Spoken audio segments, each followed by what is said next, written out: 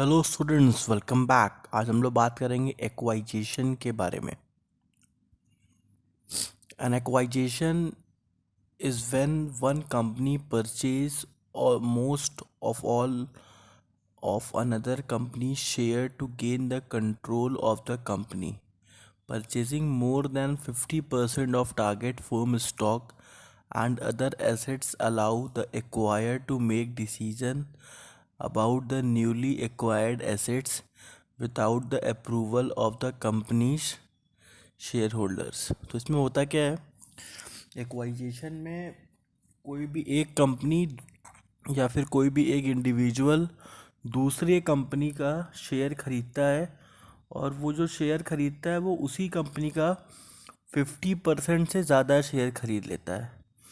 तो 50% से ज़्यादा अगर आप शेयर खरीदते हो, 51 भी खरीद लेते हो, तो इसका मतलब आपका कंट्रोल कंपनी के मैनेजमेंट के ऊपर हो जाता है, क्योंकि आप 51% शेयर होल्डर के ओनर हो जाते हो और आप कंपनी में अब आपका पावर चलने लगता है, आपके पास वोटिंग राइट्स आ जाती हैं। इसी को हम लोग एक्वाइजेशन कहते हैं। ठीक है, तो यहाँ पे हमें शेयर होल्डर्स के अप्रूवल की ज़रूरत नहीं है।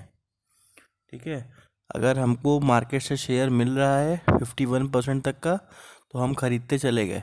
ठीक है, यहाँ किसी से हम अप्रूवल नहीं ले रहे हैं, केवल अपना पैसा खर्च कर रहे हैं, और जैसे ही 51% हो गया, अब कंपनी का मैनेजमेंट मेरे हाथ में हो गया। अब हमें जो डिसीजन लेना है हम ले सकते हैं।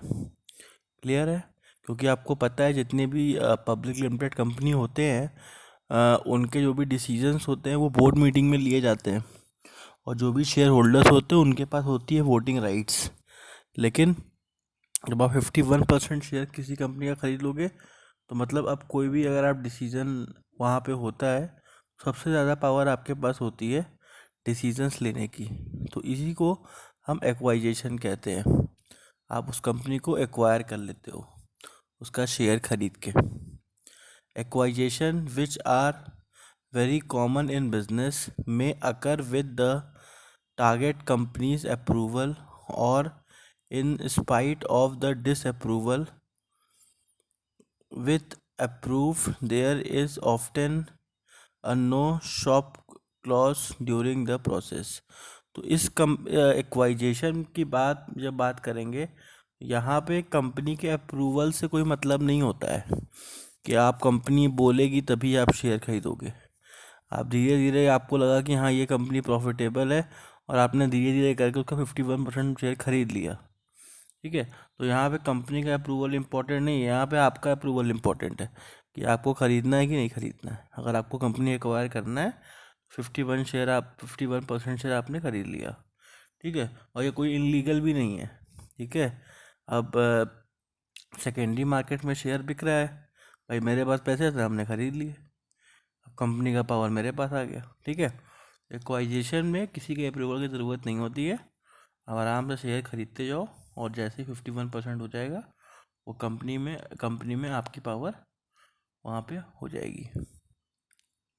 नेक्स्ट आते हैं। We mostly hear about the acquisition of the large well known companies because these huge and significant deals tends to dominate the news. In reality, mergers and acquisition occurs more regularly between small or the medium firms than between the large companies. तो आप देखोगे अगर acquisition की जो न्यूज़ेस आती हैं, वो ज़्यादातर छोटी कंपनी की आती हैं। मतलब एक बहुत बड़ी कंपनी एक मीडियम और स्मॉल कंपनी को एक्वायर कर लेती है। ठीक है, क्योंकि बड़ी कंपनी ही करेगी, सिंपल सी बात है, अगर उसको एक्वाइजेशन करना है तो, क्योंकि इतना पेमेंट भी तो चाहिए ना, ये 51% शेयर किसी का ख़रीदना। तो इसीलिए आप न्यूज़ में देखोगे तो बड़ी कंपनीज जो होती हैं वो अक्सर करके छोटी कंपनीज का, मीडियम कंपनीज का 51% शेयर खरीद के उस कंपनी की मालिक बन जाती हैं। नेक्स्ट आते हैं, why make an acquisition. Companies acquire other companies for various reason. They may seek economies of scale, diversification, greater market share, increased synergy, cost reduction, or new niche offering. Other reason for the acquisition include those list below. तो एक acquisition के बहुत अलग अलग मतलब कारण होते हैं जो कंपनियां करती हैं। कुछ कंपनी तो डाइवर्सिफिकेशन के लिए करती हैं। उनको लगता है कि हाँ, एक प्रोडक्ट तो हम बेच ही रहे हैं और दूसरी कंपनी उस प्रोडक्ट में बेस्ट है, उसको एक्वायर कर लो। ठीक है। इसके अलावा कुछ कंपनी अपने मार्केट शेयर को बढ़ाने के लिए भी करती हैं। एक कोई मीडियम कंपनी है जिसका अच्छा मार्केट शेयर है, उसको ख़रीद लिया और अपनी कंपनी के संग जोड़ दिया, तो एक तरीके से उस कंपनी का भी मार्केट शेयर अच्छा हो गया। ठीक है। तो ऐसे बहुत सारे अलग अलग रीजंस हैं जिसके लिए हम एक्वाइजेशन करते हैं। अब उस रीजंस के बारे में हम लोग डिटेल में पढ़ेंगे, क्या क्या चीज़ें हमें एक्वाइजेशंस करने के लिए प्रेरित करती हैं, हम क्यों एक्वाइजेशन करते हैं। As a way to enter the foreign market, if a company wants to expand its operation to another country, buying an existing company in that countries could be easiest way to enter a foreign market. The purchased business will already have its own personal, a brand name, and intangible other intangible assets that should help to ensure that the acquisition company which start off in a new market with a solid base। तो concept यहाँ पे क्या हुआ कि जो भी companies हैं वो फॉरेन मार्केट में अगर एंटर करना चाहती हैं तो उनके लिए ये बेस्ट तरीका होता है एक्वाइजेशन का। क्यों? क्योंकि अगर वो किसी फॉरेन मार्केट में एंटर करना चाहती हैं तो बेस्ट इसलिए हो जाता है क्योंकि उनको फिर से एक तरीके से इस्टेब्लिशमेंट बैठाना नहीं होता। कंपनीज पहले से इस्टेब्लिश होती हैं, उनके पास पहले से स्टाफ्स होते हैं और उनका ऑपरेशन चलता होता है। ठीक है। तो फ़ायदा क्या होता है कि आपको फिर से पूरा सेटअप बैठाना नहीं पड़ता दूसरी कंट्री में, पहले से ही ब्रांड नेम उसका चलता रहता है। ठीक है। और उसके बाद उसका कुछ ना कुछ मार्केट शेयर भी होता है, तो एक सॉलिड बेस बना रहता है जिससे हमें फॉरेन मार्केट में इजी हो जाता है बिज़नेस करने में। तो आप देखोगे ज़्यादातर जो बाहर की कंपनीज होती हैं वो दूसरी कंट्री में जाके एक्वाइजेशन करने का कोशिश करती हैं, क्योंकि एक्वाइजेशन से उनको एक अच्छा बैकअप प्लान मिल जाता है वर्क करने के लिए, क्योंकि वो इस्टेब्लिश्ड कंपनी के ओनर बन जाते हैं, तो उनकी जो वर्किंग है वो और ज़्यादा स्मूथ हो जाती हैं। क्लियर है? A growth strategy, perhaps the company meet with the principle or the logical constraints or depleted its resources. If a company is encumbered in this way, then it's often sounder to acquire another firm that to expand its own. Such a company might look for promising young companies to acquire and incorporate with its revenue stream as new way of profit। तो company क्या करती है, कुछ company जो होती हैं वो growth strategy के लिए, उनके ग्रोथ स्ट्रैटेजी में ये प्लान होता है एक्वाइजेशन का कि जो फर्म पहले से ग्रो कर रही है, ठीक है, और जिसने मार्केट को पूरा एक्वायर किया हुआ है, ऐसी कंपनीज़ को हम एक्वायर कर लें। तो इसमें इजी क्या हो जाता है कि आपको रिसोर्सेज जो होते हैं वो आपको बहुत ज़्यादा आपको अरेंज नहीं करने पड़ते, पहले से रिसोर्सेज अरेंज होते हैं। चाहे आप मैनेजमेंट की बात करें, चाहे आप एसेट्स की बात करें, चाहे आप मार्केट की बात करें, तो सारी चीज़ें पहले से ही आपकी सेट होती हैं, बस खाली आपको कंपनी ख़रीद के उसका मालिक बनना होता है। तो कोई कंपनी अगर ग्रोथ के बारे में सोच रही है और बहुत जल्दी ग्रोथ के बारे में सोच रही है तो उसके लिए सबसे अच्छा ऑप्शन होता है एक्वाइजिशन। क्लियर है? नेक्स्ट आते हैं, to reduce excess capacity and decrease competition If there is too much competition or supply, companies may look to the acquisition to reduce the excess capacity, eliminates the competition and focus on the most productive providers. तो कभी कभी company क्या करती है, competition को eliminate करने के लिए भी कंपनी एक्वायर कर लेती है। उनको लगता है कि कोई कम मार्केट में कंपनी है, बहुत अच्छा काम कर रही है, बहुत अच्छा फंक्शन कर रही है, तो और कोई बड़ी कंपनी अगर पैसे से स्ट्रांग है तो वो अब मार्केट में जाएगी, उससे compete करेगी, इससे अच्छा वही कंपनी खरीद लेते हैं। ठीक है, तो ये भी एक पार्ट है कि कंपनी जो है वो एक्वाइजेशन इसलिए भी करती है ताकि वो कंपटीशन को ख़त्म कर दे और वो अपना मोनोपोली बना सके। तो जो बड़ी कंपनी होती हैं वही ज़्यादातर आप देखोगे एक्वाइजेशन में रहेंगी, वो पूरी पूरी कंपनी ही खरीद लेती हैं जिससे उनका कंपटीशन रहता है। ठीक है, नेक्स्ट आते हैं, टू गेन न्यू टेक्नोलॉजी।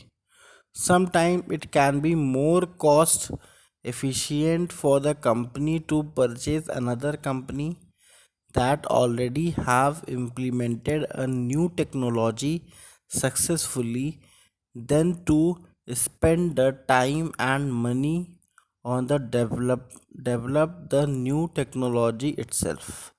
अब कुछ कंपनी ऐसी होती हैं जो टेक्नोलॉजी में बहुत एडवांस है, ठीक है, तो उसकी भी एक्वाइजेशन बड़ी कंपनीज कर लेती हैं, क्योंकि फ़ायदा क्या होता है उनका कि उनको सस्ते में नई टेक्नोलॉजी मिल जाती है।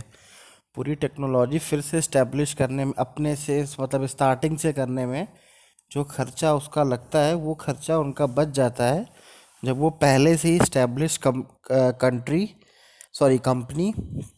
जो पहले से ही कंपनी मार्केट में इस्टेब्लिश है, उसकी टेक्नोलॉजी बहुत अच्छी है, जो एडवांस टेक्नोलॉजी का यूज़ कर रही है अपने प्रोडक्ट्स में।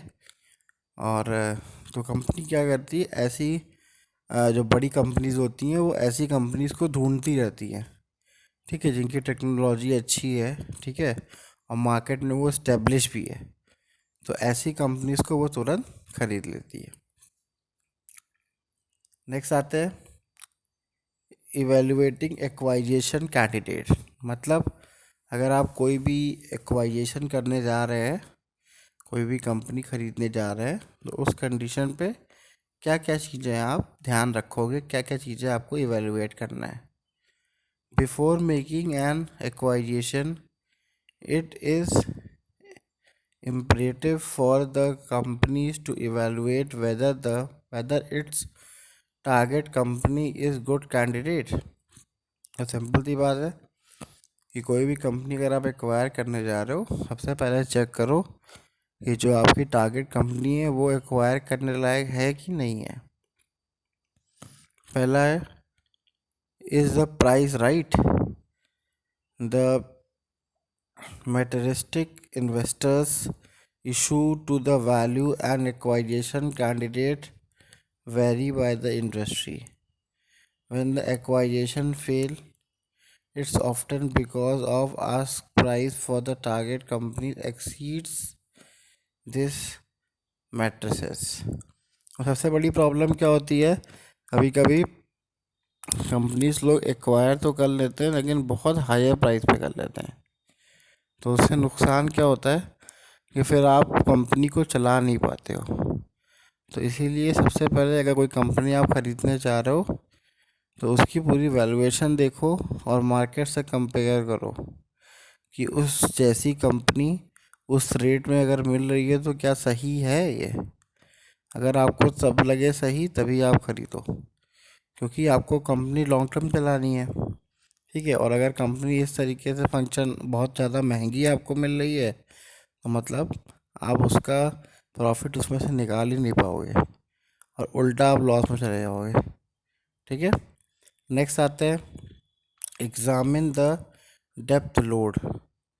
Target companies with an usually high level of liabilities should be viewed as an warning of the potential problem ahead। तो कंपनी ख़रीदने से पहले आपको उसके डेप्थ लोड को भी देखना चाहिए कि कंपनी के ऊपर कितना ज़्यादा लाइबिलिटीज़ हैं, वो क्या उसको सेट किया जा सकता है, क्या आप उसको ख़त्म कर दोगे तब भी क्या कंपनी आपको सस्ती पड़ेगी। क्योंकि अगर आप कंपनी खरीद रहे हो, आप कंपनी के मालिक बन रहे हो, तो जो भी लाइबिलिटीज़ हैं वो आपके ऊपर ट्रांसफ़र हो जाएंगी। अब आपको पे करना पड़ेगा कंपनीज की लाइबिलिटीज़ को। इसीलिए कंपनी खरीदते समय उसका डेप्थ का भी स्टेटस आपको पता कर लेना चाहिए कि कंपनी की कितना डेप्थ में है। नेक्स्ट आते हैं undue litigation. Another lawsuits are common in the business. A good acquisition candidate is not dealing with a level of litigation that exceeds with is reasonable and the normal in the size and the industry. तो अब आपको यहाँ पे legal चीज़ें भी ध्यान देनी होती हैं कि कहीं कंपनी पे कोई केसेस तो नहीं चल रहे हैं। ठीक है, अब भाई केसेस चल भी रहे हैं तो वो आपके लिमिट में है कि नहीं है। ठीक है, कम से कम उस केसेस को आप कर सकते हो कि नहीं कर सकते हो, तो ये सब भी ध्यान देना होता है। ऐसा नहीं कोई भी कंपनी जाके ख़रीद ली है, क्योंकि कंपनी में बहुत सारे केसेस भी चलते होते हैं, बहुत सारे अलग अलग कोर्ट्स में। तो ये सब भी आपको पहले चेक करके तभी कंपनी को एक्वायर करना चाहिए। नेक्स्ट आते हैं scrutinise the financials. A good acquisition target will have clear and a well organized financial statement which allow the acquirer to exercise due diligence smoothly. Complete and transparent financial also help to prevent unwanted surprise after the acquisition is complete. तो financials को ज़रूर देखना चाहिए कि company का financial health कैसा है, क्योंकि आपको कंपनी चलानी है। क्या आप उसके पास पहले से एसेट्स फाइनेंस अवेलेबल है कि नहीं है, और उसके ऊपर कहीं बहुत ज़्यादा उधार तो नहीं है। ठीक है, तो किसी का बहुत ज़्यादा पेमेंट तो बाकी नहीं है। ये सब चीज़ें भी पहले आपको सही तरीके से चेक कर लेनी चाहिए, फिर आपको डिसाइड करना चाहिए एक्वाइजेशन के बारे में। क्योंकि बहुत सारी कंपनीज होती हैं जो कि इसको नहीं देखती हैं और बाद में परेशान हो जाती हैं एक्वाइजेशन के बाद। थैंक यू स्टूडेंट, हमारे चैनल को प्लीज़ सब्सक्राइब करिए। Thank you.